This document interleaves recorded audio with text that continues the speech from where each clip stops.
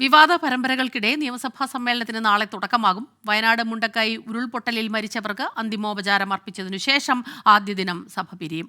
9 ദിവസം നീണ്ടു നിൽക്കുന്ന സഭാ സമ്മേളനത്തിൽ സർക്കാരിനെതിരെ എല്ലാ രാഷ്ട്രീയ ആയുധങ്ങളും പ്രയോഗിക്കാനാണ് പ്രതിപക്ഷത്തിന്റെ നീക്കം.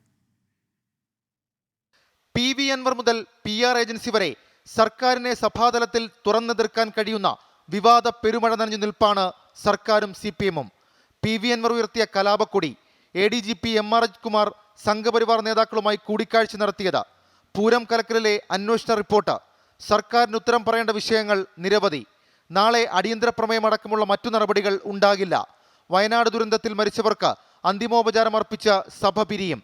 തിങ്കളാഴ്ച മുതലായിരിക്കും സഭാതലം പ്രക്ഷുബ്ധമാവുക.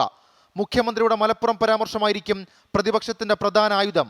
PR ഏജൻസിയാണ് അഭിമുഖത്തിന് സമീപിച്ചതെന്ന ഹിന്ദു പത്രത്തിന്റെ വെളിപ്പെടുത്തലിൽ മുഖ്യമന്ത്രിയുടെ മറുപടി നിയമസഭയിൽ പ്രതീക്ഷിക്കാം. PV അൻവർ ഉന്നയിച്ച സ്വർണ്ണക്കടത്ത്, P ശശി അടക്കമുള്ളവർക്കെതിരെ ഉന്നയിച്ച ആരോപണങ്ങളും തുടർന്നുള്ള ദിവസങ്ങളിൽ സഭയിൽ വരും. ADGP MR അജിത്കുമാർ RSS നേതാക്കളെ കണ്ടതാണ് മറ്റൊരു പ്രധാനപ്പെട്ട വിഷയം.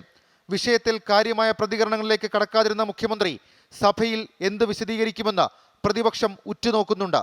പൂരം കലക്കലിലെ അന്വേഷണ റിപ്പോർട്ടാണ് മറ്റൊരു തലവേദന. പൂരം കലക്കി തൃശൂരിൽ BJPയെ വിജയിപ്പിച്ചത് മുഖ്യമന്ത്രിയുടെ ഗൂഢാലോചനയാണെന്നാണ് പ്രതിപക്ഷ ആരോപണം. ഓർഡിനൻസിന് പകരമുള്ള ബില്ലുകളും നിയമസഭ പാസാക്കും. 24 തിരുവനന്തപുരം.